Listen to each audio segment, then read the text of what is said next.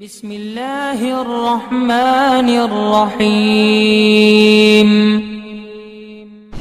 فاعوذ باللہ من الشیطان الرجیم بسم اللہ الرحمن الرحیم ان اللہ وملائکتہ یصلون علی النبی یا ایہا الذین آمنوا صلوا علیہ وسلموا تسلیما اللہم صل علی سیدنا وشفیعنا وحبیبنا ومولانا محمد وبارک وسلم صلاۃ و سلام علیک یا رسول اللہ صلی اللہ تعالی علیہ وسلم۔ پچھلی آیات میں اس بات کا ذکر ہوا تھا کہ یہ کافر اللہ کے عذاب سے بے خوف ہیں، اور کیا ان کافروں کو اللہ کے ان بڑے بڑے عذابوں سے ڈر نہیں لگتا؟ اب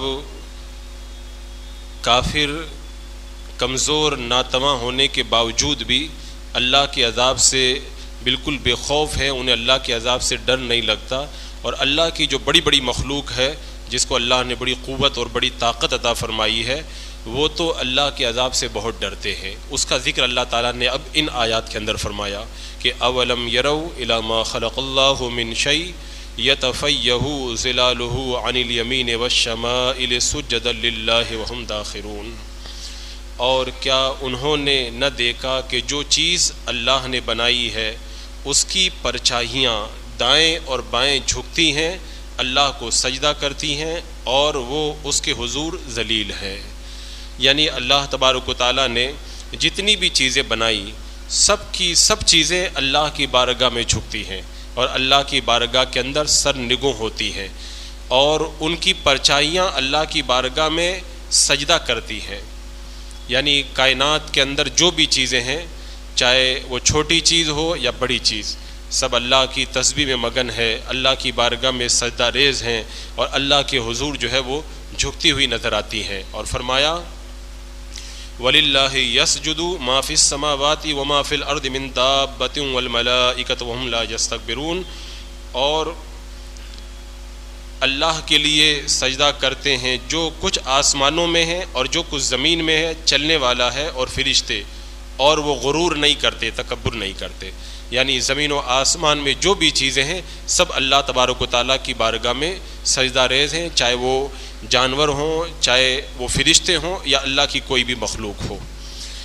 کائنات کی ساری مخلوق اللہ کو سجدہ کرتی ہے، لیکن ہم اسے سمجھ نہیں پاتے، دیکھ نہیں پاتے۔ جیسا کہ ہم دیکھتے ہیں کہ سائے گھٹتے ہیں اور پھر بڑھتے ہیں، ہم سمجھتے ہیں بس سائے گھٹ گئے بڑھ گئے، ہمیں یہ نہیں پتہ چلتا کہ یہ کیوں گھٹ رہے ہیں، کیوں بڑھ رہے ہیں۔ فرمایا ان کا گھٹنا اور بڑھنا بھی اللہ کی بارگاہ کے اندر سجدہ ریز ہونا ہے، مگر ان کے سجدوں کو ہم لوگ سمجھ نہیں پاتے۔ کبھی دائیں طرف جھکتے ہیں جب سورج طلوع ہونے میں چڑھتا ہے اور چاند مشرق میں ڈلتا ہے تو دائیں طرف سائے ہو جاتے ہیں، اور کبھی بائیں طرف، یعنی جب سورج مغرب میں ڈلتا ہے اور چاندنی راتوں میں چاند مغرب میں چڑھتا ہے تو سائے جو ہیں وہ بائیں طرف ہو جاتے ہیں۔ ہم نے دیکھا سایہ بائیں ہو گیا، سایہ دائیں ہو گیا، اس کے علاوہ ہم کچھ نہ سمجھ پائے، لیکن حقیقت کے اندر ان سایوں کا دائیں اور بائیں طرف جانا، یہ بھی ان کا اللہ کی بارگاہ کے اندر سجدہ کرنا ہے۔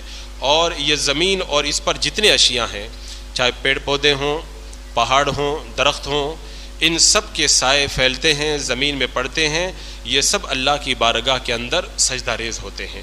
اور فرمایا گیا کہ اے انسانوں، یہ چیزیں جن کو تم بے جان سمجھتے ہو، بے عقل سمجھتے ہو، یہ سب اللہ کے حضور عاجز اور ذلیل ہیں، اور تمہیں اس کا پتہ نہیں چل پاتا ہے۔ اللہ تبارک و تعالیٰ کو وہ تمام چیزیں ہر وقت سجدہ کرتی ہیں اور اللہ کے خوف سے لرزتی رہتی ہیں۔ میں نے کل بتایا تھا نا کہ کرکی ایک چھوٹا سا جانور ہے، وہ بھی پاؤں زمین پہ رکھتا ہے تو ڈرتے ڈرتے رکھتا ہے کہ زمین میں دھس نہ جاؤں۔ اللہ نے اتنا خوف ان کے اندر پیدا کیا ہے۔ اور زمین کے اندر جو جانور اور دیو ہیکل بڑے بڑے، یہ چوپائے وغیرہ جو بھی ہیں، سب اللہ کی بارگاہ میں جھکے پڑتے ہیں، ہمیں اس کا شعور نہیں ہو پاتا۔ جیسے مثال کے طور پر کنکریوں نے میرے آقا صلی اللہ علیہ وسلم کے جو ہے وہ سامنے کلمہ شریف پڑھا، تو ویسے تو کنکریاں کلمہ پڑھتی ہمیں پتہ نہیں چل پاتا، میرے آقا علیہ الصلوۃ والسلام کے سامنے انہوں نے کلمہ پڑھا۔ ایسے ہی پہاڑوں نے، جو ہے وہ حضرت داؤد علیہ السلام کے ساتھ میں کلام کیا، اور میرے آقا صلی اللہ علیہ وسلم غار ہرا جاتے تھے تو وہ پتھر آپ کو سلام کرتا تھا، اور بھی بہت سارے اس کے مظاہر ہیں۔ چڑیوں نے اللہ کے رسول علیہ السلام کی بارگاہ میں فریاد کی، اونٹ نے شکایت کی، ہرنی نے جو ہے وہ اپنی رہائی کے لیے دعائی لگائی۔ تو یہ سب جانور ہوں، پرند ہو، چرند ہو، نباتات ہو، جمادات ہو، پیڑ پودے جو بھی ہیں، سب اللہ کی تسبیح کرتے ہیں، اللہ کے حضور سجدہ ریز ہوتے ہیں۔ اب یہاں پر آپ دیکھیں کہ ایک ہوتا ہے جسم کا سجدہ اور ایک ہوتا ہے سائے کا سجدہ کرنا۔ جسم کے سجدے کی حقیقت جو ہے وہ نظر نہیں آتی، مگر سایہ کا زمین پر پھیل جانا یہ اس کا سجدہ ہے کہ زوال کے وقت میں سکڑ کر کے چھوٹا ہو جاتا ہے، یہ سجدے سے اس کا اٹھنا ہے۔ یعنی سایہ جب پھیل جاتا ہے تو سجدہ کرتا ہے، اور جب سکڑ کر کے چھوٹا ہو جاتا ہے تو سجدے سے اٹھ جاتا ہے۔ ایسے ہی درخت جب پھلوں سے لد جاتے ہیں تو جھک جاتے ہیں، یہ اللہ کی بارگاہ میں سجدہ شکر ادا کرتے ہیں۔ ایسے ہی آپ دیکھیں جانور جو ہے وہ نیچے منہ جھکائے ہوئے ہیں، یہ اللہ کی بارگاہ میں سجدہ کر رہے ہیں، ہمیں اس کا جو ہے وہ پتہ نہیں چل پاتا۔ اللہ نے فرمایا نا کہ سب ہم نے تمہارے لیے مسخر کیا۔ اونٹ ہمارے نکیل پکڑنے سے ہمارے ساتھ چل رہا ہے، ہاتھی کو ہم جہاں چاہتے لے جا رہے ہیں، گھوڑا اور جو ہے وہ گدھا وغیرہ ہمارے ساتھ میں چل رہے ہیں۔ مچھر تو ہمارے قابو میں نہیں آتا، وہ آتا ہے کاٹ کے بھاگ جاتا ہے۔ کیوں؟ اللہ نے بڑے بڑے جانوروں کو ہمارے تابع کر دیا تو ہماری مرضی کے مطابق ہمارے ساتھ میں آ گئے۔ مچھر کو اور مکھی کو ہمارے تابع نہیں کیا، ہم بار بار اڑاتے ہیں، وہ پھر آ جاتی ہے، پھر بھاگتی ہے، پھر آ جاتی ہے۔ تو یہ سب اللہ کی قدرت ہے۔ اللہ نے جس کو ہمارے تابع کر دیا وہ ہمارے کہنے پہ چلتا ہے، اور جس کو تابع نہیں کیا، چھوٹا سا جانور ہے، وہ بھی ہمارا کہنا نہیں مانتا ہے۔ تو سب اللہ کے حضور جھکے ہوئے ہیں۔ یہ اور بات ہے کہ ہم ان سب چیزوں کو سمجھ نہیں پاتے۔ یہ جانور بھی بولتے ہیں، پہاڑ بھی تسبیح کرتے ہیں، دروازہ جب ہلتا ہے تو وہ بھی اللہ کی تسبیح کرتا ہے، چھت کے اندر بھی آواز آتی ہے تو وہ اللہ کی پاکی بولتی ہے۔ یہ سب اللہ کو سجدہ کر رہے ہیں، ان کے سائے سجدہ کر رہے ہیں۔ تو ان کی جو بولیاں، ان کی باتیں، یہ سب ہم نہیں سمجھ پاتے۔ اس میں بڑی حکمت ہے۔ ایک حکمت تو یہی ہے کہ اگر ہم ان سب کی باتیں سمجھنے لگ جائیں تو ہم بہت سارے گھاٹے میں پڑ جائیں گے۔ حضرت موسیٰ علیہ السلام کے بارے میں مثنوی شریف کے اندر ہے کہ ایک شخص حضرت موسیٰ علیہ السلام کے پاس آیا، آ کر کے کہنے لگا حضور آپ مجھے جانوروں کی بولیاں سکھا دیں۔ تو حضرت موسیٰ علیہ السلام نے کہا کہ ان سب کاموں میں مت پڑو، تم اپنا کام سے کام کرو۔ اب وہ ضد پہ آ گیا کہ نہیں حضور آپ مجھے سکھائی دیجئے، زیادہ نہیں تو میرے گھر میں جو 2 جانور رہتے ہیں ان کی بولی مجھے آپ سکھا دیجئے۔ اب اللہ تعالیٰ نے حضرت موسیٰ علیہ السلام پہ وحی نازل فرمائی کہ موسیٰ یہ ضد کر رہا ہے، اس کو سکھا دو۔ اب حضرت موسیٰ علیہ السلام نے اس کو تعلیم کر دی۔ اب وہ گھر پہ گیا، کھانا کھایا، دسترخوان جھاڑا، اس میں سے لقمہ گرا، مرغا آیا اس کے گھر میں جو پل رہا تھا، آ کر کے منہ میں لے کر کے چلا گیا۔ تو کتا اس سے کہہ رہا ہے کہ اے مرغے وہ لقمہ مجھے دے دے تو دانہ وانا چک کر کے تیرا کام چلا لے گا۔ تو جواب کے اندر وہ مرغا کہنے لگا کہ فکر مت کر، کل اپنے مالک کا گھوڑا مرنے والا ہے، خوب پیڑ بھر کے تجھے کل کھانے کو ملے گا۔ اب وہ مالک جو ہے وہ جس کو حضرت موسیٰ علیہ السلام نے جانوروں کی بولیاں سکھائی تھی بڑا خوش ہوا کہ آج بڑا فائدہ ہو گیا، فوراً گیا مارکیٹ میں گیا اور جا کر کے گھوڑے کو بیچ کر کے آ گیا۔ اب دوسرے دن پھر جب دسترخوان جھاڑا، مرغا پھر اٹھا کر کے لے کے چلا گیا لقمہ۔ جب کتے نے پھر اس کا پیچھا کیا کہ تو مجھ کو دے دے، کل تو نے میرے ساتھ میں جھوٹ بولا، تو مرغا کہنے لگا کہ میں نے جھوٹ نہیں بولا۔ اب وہ مالک پتہ نہیں سمجھ گیا، وہ گھوڑا بیچ کے آ گیا اور کہیں اور جا کر کے مر گیا وہ۔ تو اب فکر کی ضرورت نہیں ہے، کل جو ہے وہ مالک کا اونٹ مر جائے گا، خوب پیڑ بھر کے تجھے کھانے کو ملے گا۔ اب اور زیادہ وہ خوش ہوا اور گیا اور اونٹ کو بھی جا کر کے بیچ کے آ گیا۔ اب تیسرا دن ہوا تو پھر وہی کہانی، کتا کہنے لگا کہ تو نے مجھے پھر جھوٹ بولا، تو بہت بڑا جھوٹا ہے، فریبی ہے۔ کہا کہ اب فکر مت کر، کل کھچر مرنے والا ہے، کھچر کو کوئی خریدے گا نہیں، تو اسی کا گوشت کھا کر کے کام چلانا، کل تیری عید ہے کل۔ اب وہ گیا کھچر بھی بیچ کے چلا آیا۔ اب چوتھے دن جھگڑا بڑھ گیا تو کتے نے کہا کہ یہ مرغے نے کہا کہ اب گھبرانے کی ضرورت نہیں ہے۔ اس نے اونٹ بیچ دیا، گدھا بیچ دیا، سب بیچ دیا، اب وہ کیا بیچے گا، کل تو خود ہی مرنے والا ہے وہ۔ کل جب وہ مرے گا تو اس کی فاتحہ لگے گی اور گائے کو ذبح کریں گے، خوب تجھ کو ہڈیاں کھانے کو ملیں گی، کل تو فکر مت کر۔ اب وہ بہت گھبرایا، پسینے چھوٹ گئے اس کے، دوڑتا ہوا حضرت موسیٰ علیہ السلام کی بارگاہ میں گیا اور جا کے کہنے لگا حضور مجھ سے غلطی ہوئی کہ ایسا ایسا ہو گیا، وہ 3 دن تک تو جانور مرنے والے تھے بیچ کے آ گیا، میں خود ہی مرنے والا ہوں، کیا کروں۔ حضرت موسیٰ علیہ السلام نے کہا تھا کہ میں نے تجھے نہیں منع کیا تھا کہ جانوروں کی بولی مت سیکھ، وہ جو 3 جانور مرنے والے تھے وہ تیری جان کا صدقہ تھے. مصیبت آتی ہے گھر میں, کوئی پریشانی آتی ہے تو اس کے بدلے میں بیماری چلی جاتی ہے, پریشانی چلی جاتی ہے, آفتیں چلی جاتی ہے. تو نے آفتوں کو, بیماریوں کو جانے ہی نہیں دیا. وہ جو گھر میں جانور مرنے والے تھے صدقے کے طور پر, تو نے ان کو پہلے ہی بیچ دیا. اب جو ہے تیرے بچنے کی کوئی صورت باقی نہیں رہ گئی ہے. اللہ تعالیٰ جب کوئی گھر میں مصیبت دیتا ہے, کوئی پریشانی دیتا ہے, تو اس میں بڑا فائدہ ہوا کرتا ہے. اب تو جانوروں کی بولی سیکھ گیا, اور بولی سیکھ کر کے تجھے پہلے ہی پتہ چل گیا کہ یہ ہونے والا ہے, تو نے جانوروں کو بیچ دیا. اب جو مصیبت جانوروں پہ آنے والی تھی اب وہ تیرے اوپر آ پڑی ہے. اب تیرے لیے بچنے کا کوئی چارہ نہیں. اب ایک ہی میں دعا کر سکتا ہوں, اللہ تعالیٰ تجھے ایمان پہ موت نصیب فرمائے. وہ گھر پہ گیا, الٹی ہونے لگی اور پھر وہ انتقال کر گیا. تو یہ سب بولتے ہیں اور سب جو ہے وہ ان کے اندر اب اللہ کی تسبیح بیان کرتے ہیں, یہ باتیں کرتے ہیں. جاننے والے ان کی بولیوں کو سمجھتے ہیں, ہم نہیں سمجھ پاتے, ان کی عبادتوں کو نہیں سمجھ پاتے, ان کی باتوں کو نہیں سمجھ پاتے. اس میں بڑی حکمت ہے. اگر ہم ان کی باتوں کو سمجھنے لگ جائیں تو ہم خود اپنا نقصان کر بیٹھیں گے. جیسے وہ گھر کا مالک جو تھا وہ اپنا نقصان کر بیٹھا. وہ اپنے آپ میں سمجھ رہا تھا کہ جانوروں کی بولی سمجھ کر کے میں بہت ہوشیار بن گیا, میں بہت فائدے میں پڑ گیا اور اب نقصان نہیں اٹھاؤں گا. اسے یہ نہیں پتہ تھا وہ چھوٹا نہ نقصان ہو جاتا کوئی بات نہیں تھی, وہ تیرے جان کا صدقہ نکل جاتا. اب تو خود پریشانی کے اندر پڑ گیا ہے. تو فرمایا گیا کہ سب اللہ کے حضور جھکے ہوئے ہیں, سب اللہ کو سجدہ کرتے ہیں, لیکن تم جو ہے وہ اس کو سمجھ نہیں پاتے ہو. لیکن ایک فرق ہے, سجدہ ہم بھی اللہ کی بارگاہ میں کرتے ہیں اور ہر چیز کا سایہ سمٹتا ہے, پھیل جاتا ہے, اللہ کو سجدہ کرتا ہے. لیکن ان کے سجدے میں ہمارے سجدے میں فرق ہے. ان کے سجدے اور ہمارے سجدے میں فرق یہ ہے کہ ان کا جو سجدہ ہے وہ اپنی مرضی سے نہیں ہے, وہ بے اختیار ہے. وہ چاہیں یا نہ چاہیں وہ سجدہ کرنا ہی کرنا ہے. اس لیے ان کے سجدے پہ ان کو ثواب نہیں ملتا ہے.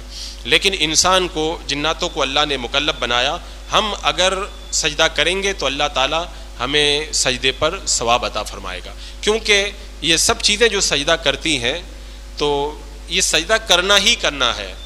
اور ہم جب سجدہ کرنے کے لیے آتے ہیں, کبھی شیطان بہکاتا ہے, کبھی نفس بہکاتا ہے, خواہشات بہکاتی ہیں, دنیا والے بہکاتے ہیں. ہم ساری رکاوٹوں کو توڑ کر کے اللہ کی بارگاہ میں آ جاتے ہیں. تو جو رکاوٹوں کو توڑ کے آئے اللہ تعالیٰ اسی کو ثواب عطا فرماتا ہے. تو یہ سب چیزیں بھی اللہ کو سجدہ کرتی ہیں, لیکن ان کا سجدہ جو ہے وہ اضطراری ہے. لہذا ان کو جو ہے وہ سجدے پر ثواب نہیں ملتا. اسی وجہ سے کافر یا مومن کو ان کے یہ جو فرمایا گیا نا کہ مومن اگر اللہ کی بارگاہ میں سجدہ کرتا ہے تو اللہ تعالیٰ اس کو ثواب عطا فرماتا ہے, کیونکہ اس کو مشقت اٹھانا پڑتا ہے. میں نے اس سے پہلے بتایا تھا کہ اللہ نے مخلوق 3 طرح کی پیدا فرمائی ہے. ایک مخلوق کو اللہ نے جو ہے وہ صرف عقل دی ہے, نفس نہیں دیا ہے. جیسے فرشتے, اللہ نے ان کو عقل دی ہے لیکن نفس نہیں دیا. وہ ہر وقت عبادت کرتے رہتے ہیں, گناہ کا کام کرتے ہی نہیں ہیں. ایک مخلوق ایسی ہے جن کو اللہ نے عقل نہیں دی ہے, صرف نفس دیا ہے. جیسے جانور, ان کے پاس میں عقل نہیں ہے, خالی نفس ہے, تو وہ عبادت وغیرہ کو کچھ جانتے ہی نہیں ہیں وہ لوگ. لیکن انسان ایک ایسی مخلوق ہے جن کو اللہ نے عقل بھی دی ہے اور نفس بھی دیا ہے. عقل کہتی ہے نیک کام کی طرف بڑھ, نفس کہتا ہے برا کام کر. اب انسان 2 چیزوں میں گھرا ہوا ہے. اب اس جنگ کے اندر انسان اگر جیت جائے, نفس کو پچاڑ دے اور عقل کے تقاضے کے مطابق شریعت پہ چل جائے تو اللہ تعالیٰ اس کو اجر و ثواب عطا فرماتا ہے. تو ہمارا جو سجدہ ہے وہ اختیار سے ہوتا ہے, اسی لیے اللہ تبارک و تعالیٰ اس کے اندر اجر و ثواب عطا فرماتا ہے. اس کے بعد میں ارشاد فرمایا یخافون ربہم من فوقہم ویفعلون ما یؤمرون, اپنے اوپر رب کا خوف کرتے ہیں اور وہی کرتے ہیں جو انہیں حکم ہو. یعنی یہ سب چیزیں اور فرشتے جو ہیں وہ اللہ سے ڈرتے رہتے ہیں, اللہ کا بڑا خوف ان کے دل میں رہتا ہے. اور میں نے ایک روایت میں پڑھا تھا, ہم انسان ہو کے اللہ سے نہیں ڈرتے, اللہ کی بارگاہ میں سجدہ کرنے سے گریز کرتے ہیں. جمعہ کے دن قیامت آئے گی اور جمعہ کے دن سورج نکلنے سے پہلے پرندے بہت زیادہ چلاتے ہیں, کیونکہ انہیں پتہ ہے کہ جمعہ کے دن قیامت آئے گی. تو جب تک سورج نہیں نکلتا وہ ڈرتے رہتے ہیں کہ کہیں اسی جمعہ کو قیامت نہ آ جائے, تو وہ چلاتے ہیں, بہت شور مچا. جب سورج نکل جاتا ہے تو ان کو تسلی ہو جاتی ہے کہ اس جمعہ کو قیامت نہیں آئے گی. تو جانور بھی جو ہے وہ اللہ کا اتنا خوف اپنے دل کے اندر رکھتے ہیں. پتھر اللہ سے ڈرتے ہیں. قرآن مقدس فرمایا لما یتفجر منہ الانہار, ان سے جو ہے پانی کے چشمے پھوٹ پڑتے ہیں. کتنے ایسے پہاڑ ہیں جن سے پانی پھوٹتا ہے, ہم سمجھتے پانی نکل رہا ہے, ہمیں پتہ ہی نہیں رہتا وہ اللہ کے خوف سے رو رہا ہے. وہ پتھر اللہ کے خوف سے روتا ہے, لیکن انسان جو ہے وہ بالکل غفلت کے اندر پڑا رہتا ہے, اسے کچھ پتہ اور کچھ احساس نہیں ہوتا کہ مجھے کیا کرنا ہے اور کیا نہیں کرنا ہے. تو فرمایا گیا کہ اللہ کی مخلوق میں صرف انسان اور جنات ہی اتنے غرور اور سرکشی میں مبتلا ہو جاتے ہیں کہ اللہ کی عبادت سے روگردانی کرنے لگ جاتے ہیں، ورنہ چھوٹی سے چھوٹی مخلوق بھی اللہ سے ڈرتی ہے. ایک مکھی بھی اللہ سے ڈرتی ہے، مچھر بھی اللہ سے ڈرتا ہے. لیکن انسان جو ہے وہ اللہ کا خوف اپنے دل میں، پہاڑ اتنے لمبے لمبے، قرآن میں نے ابھی جو آیت کریمہ پڑھی تھی نماز میں، آپ نے سنا کہ اگر لو انزلنا هذا القرآن علی جبل لرأیتہ، اگر قرآن کو ہم پہاڑ پہ نازل کر دیتے تو وہ اللہ کے خوف سے ریزہ ریزہ ہو جاتا. یعنی اتنی بڑی مخلوق پہاڑ وہ اللہ سے ڈر رہی ہے، لیکن انسان کمزور ناتواں، تھوڑا بخار چڑھ جائے تو جسم میں جان ہی نہیں ہے، کھانا نہیں ملے تو ہلنا ڈلنا مشکل ہو جائے، تو اس کا یہ حال ہے کہ وہ اللہ کے عذاب سے بالکل بے خوف ہے. اب اللہ کے عذاب سے وہ ڈرتا کیوں نہیں ہے؟ تو اس کی وجہ کیا ہے؟ فرمایا گیا کیونکہ جو جتنا اللہ سے قریب ہوتا ہے اسے اللہ کی اتنی معرفت ہوتی ہے، اور دل میں اللہ کی جتنی معرفت ہوتی ہے اتنا ہی اللہ سے ڈرتا ہے. اس کی مثال آپ یہ دیکھ لیں کہ ایک شیر اگر ہمارے سامنے آ کر کے کھڑا ہو جائے، ہماری کیا حالت ہو جائے گی؟ شیر اگر یہیں پہ آ کے کھڑا ہو جائے، کتنے لوگ تو یہاں سے بھاگ جائیں گے، چھپ جائیں گے، گھر میں چلے جائیں گے، دروازہ بند کر لیں گے. شیر اللہ کی ایک چھوٹی سی مخلوق ہے، اس کی کوئی حیثیت نہیں ہے اللہ کی بارگاہ، معمولی مخلوق اللہ کی، لیکن شیر آ جائے تو ہم کو کتنا ڈر لگتا ہے، رونگٹے کھڑے ہو جائیں. کتنے لوگوں کو اٹیک آ جائے شیر سامنے آ کے کھڑا ہو جائے، اور کتنے ایسے لوگ ہیں شیر کو دیکھ کے اندر پیشاب کر دے، خوف سے لرز جائیں. اور اگر شیر آ کے کھڑا ہو جائے تو کتنے لوگ ڈر سے بھاگ بھی نہیں پائیں گے، پاؤں بھاری ہو جائیں گے. تو ایک اللہ کی چھوٹی سی مخلوق، اس کا اتنا ڈر ہمارے دلوں کے اندر کیوں؟ ہمیں معلوم ہے کہ بہت خطرناک جانور ہے یہ. تو جو بلا تشبیہ و بلا تمثیل، جو اللہ کی معرفت رکھتا ہے اور جو اللہ کی معرفت کا نور رکھتا ہے، اسے پتہ ہے کہ اللہ کی ذات کتنی بلند ہے، کتنا بے نیاز ہے، تو وہ اللہ سے بہت ڈرتا ہے. پتہ نہیں اللہ تعالیٰ کب گرفت فرما لے. ایک شیر کی گرفت سے جب اتنا ڈر لگتا ہے تو بلا تشبیہ بلا تمثیل جو ہے وہ اللہ کی گرفت کتنی مضبوط ہوگی اس کا اندازہ نہیں لگایا جا سکتا ہے. تو لہٰذا فرمایا گیا کہ انسان ہی اور جنات ہی وہ مغرور مخلوق ہے جو اللہ سے بہت سے لوگ بے خوف ہو جاتے ہیں، ورنہ بڑی سے بڑی سرکش مخلوق بھی اللہ سے ڈرتی ہوئی نظر آتی ہے.